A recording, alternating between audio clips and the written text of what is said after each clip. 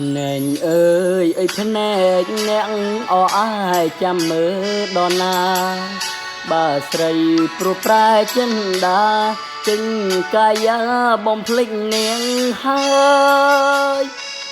ត្រឹមរូងថនភ្នែកមើលក៏គ្មាននាងឆ្លើយភ្នែកតែយំអិនស្បើយនៅឡើយចង់ឃើញគេទៀតក្រុមពីងសន្យាគេប្រាប់ថាកុំឲ្យខ្ញុំចាំតទៅមកគៀនច្រើនឆ្នាំគ្មានសង្ឃឹមនឹងជុំវើងទេ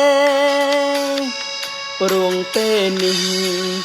នាងផ្សេងនេះកំពុងស្នេហ៍ខ្ញុំមានសិទ្ធត្រឹមតែដូចនឹងគេហើយ